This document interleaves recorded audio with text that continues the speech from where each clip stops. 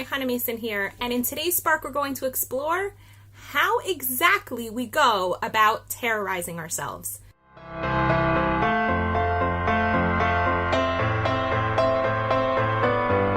So if you haven't seen yesterday's video, I highly recommend you do so, where I introduced this concept of how we terrorize ourselves, how we create all sorts of chaos in our bodies and in our lives through the thoughts that we think.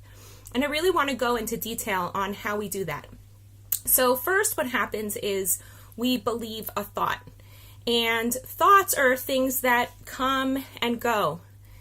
You'll notice that when you wake up in the morning, you don't sit down and write a list of all of the thoughts you're going to have that day. Usually what happens is thoughts just come in and they come out. Maybe like a song will come into your head and you're like, where did that come from? Or you'll think about an old friend, or you'll just think a thought about yourself or about life. And these things, they just come and they go. And they either stay and settle and we attach to them, or they keep on moving along their way. And the ones that stay and settle, in my personal experience and my belief, is that they stay because they have a lesson to teach us.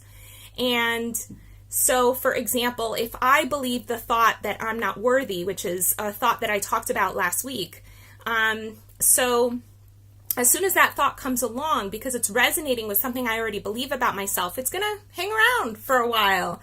The next thing that happens is we have an immediate response to that thought. So our bodies will have a physiological response, we'll have an emotional response, and we'll also have a behavioral response. And all we have to do is just stop in our tracks and check in to be able to know, what is that thought doing for me? So if I have a belief like I'm not worthy, so I'm going to take a moment to really check in. What does I'm not worthy do to my body? So right away, the first thing I noticed is my whole chest wants to collapse. I'm like the puppet that just has lost all of its strings.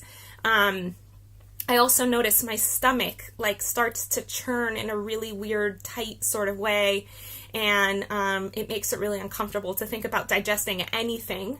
And then I notice that in my mind starts ruminating about all of the things that I'm not doing well enough. One of the things my mind loves to do is replay a scene where I did something wrong, or I screwed up, or I said something that might have been offensive to someone, and my mind will just replay that scene over and over and over again. And I'm sharing that now because I'm sure so many of you can totally relate, even though it's embarrassing to share that. So that's another thing that my mind does. And what happens in my behavior is I'll notice that I won't want to leave the house. Maybe I don't want to be social with people. I will kind of on purpose mess up certain communication. So maybe I'm supposed to take care of something like my taxes, or emailing a client or a potential podcaster, for example. And I'll push it off. Or maybe I'll dress in clothing that makes me feel ugly and schlumpy. Or maybe I'll stay in bed a couple extra hours late, and in so doing, set myself up for a pretty chaotic day. So these are all sorts of behaviors I might engage in when I'm believing the thought that I'm not worthy. And when I'm aware of all of that, I can do the backwards effect. I can say, wow, I noticed that I'm avoiding writing emails back, or I notice I'm staying in bed longer than I usually do, or that my body is caving in. And then I can ask myself, what am I believing that is making myself feel this way or behave this way? And as soon as I ask that question, and as long as I make some space for it, there's a really good chance that an answer is just going to rise to the surface. There's a good chance that that belief might have been hovering below my conscious awareness and just hanging out in my subconscious. But when I ask that question, my subconscious is there to serve me. So then it's like, oh, you'd like to know the answer to that question? Please, here, let me show you. You are believing that you are not worthy. And when I make space so that belief comes up, or something like it, and then I can go into a process of questioning my thinking. And I can realize that it's what I'm believing that's making me feel this way, and not necessarily my life circumstances. We tend to want to blame life for our emotional state, but it's actually our thoughts and our beliefs that are the cause of our emotional state. It might not necessarily feel that way, but we can ask ourselves the question, What am I believing that's making me behave this way or making me feel this way?